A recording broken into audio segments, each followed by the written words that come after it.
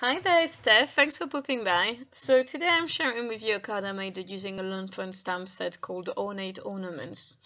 And it's a stamp set you may have seen me use before. I'm just trying to come up with new ideas for it, and I was actually quite glad with that one. I was aiming to represent the side of the Christmas tree basically with all the branches, but I was trying to stamp it in a way that it didn't look too messy. And I think it worked out okay, so I was actually pleased with that.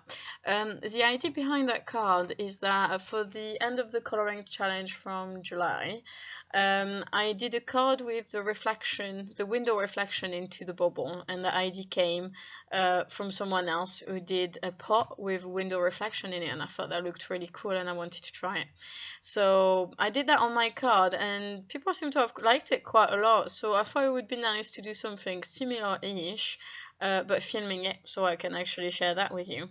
So it will turn out to be quite different from that card because I don't know, sometimes you try to reproduce something and it just doesn't work. But I think the result on that card is actually quite nice as well, so hopefully you will find it helpful.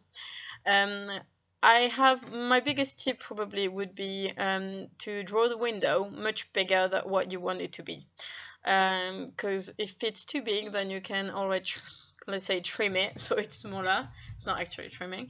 But if it's too small, then you get a bit stuck because you can't remove Copic. You can lighten it, but you can't remove it.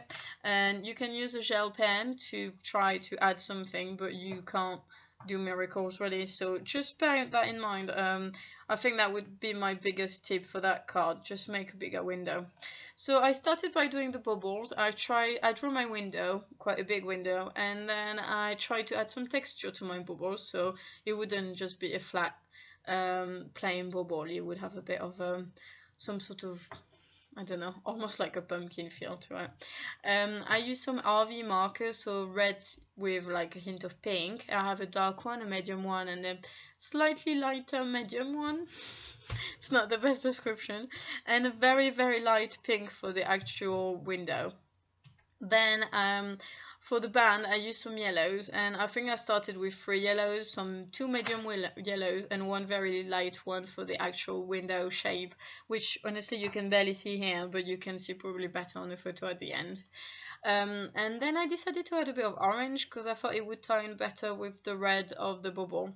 So you will see me moving from 3 to 2 yellows and then add quite a bit of orange along that strip. It's quite simple copy coloring. It's just you need to kind of be careful to keep that window reflection there, and mine is going to shrink quite a lot because as I moved along the card, I will only show you the coloring for one bubble, otherwise it would be too long. But I find it quite hard to reproduce the same coloring on each. If, for example, you do a small image or a critter or maybe a snowman, I don't know, something that has quite a lot of stamped line along the way, you can use this stamp line to kind of reproduce something. But when you don't have a line, here what I did, because I didn't have too many lines, I tried to use the little circles in the yellow band as a guide to place my, let's say, pointy, yeah, I'm sure you know what I mean, little pointy marks. And I tried to reproduce that on each card so they all look similar-ish, but they won't be perfectly, exactly the same.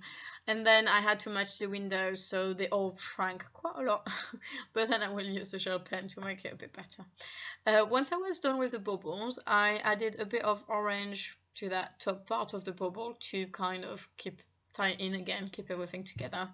And then I will start coloring the branch. So for the branch, I'm not sure if you can see it, but there's tiny gaps to represent the pine needles, and I colored within these gaps. I used 3 different colors. Honestly, I'm sure that one or maybe just 2 colors would work perfectly fine, but I wanted to do things, well until the end. So I used 3 different colors.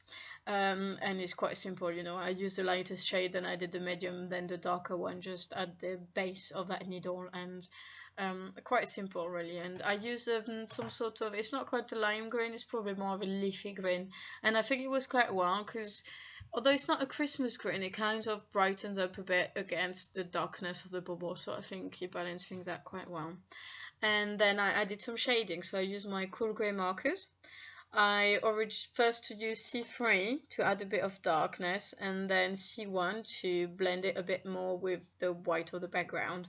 And then I use C3 again, but only on the base, so along the, let's say the main arch of the branch, just to darken that bit. And I would say it's not really obvious on the photo, but on the video, sorry, but it's much more obvious on the photo.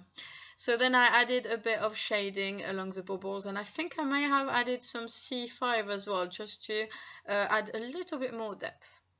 And I blend that with some C3 and some C1.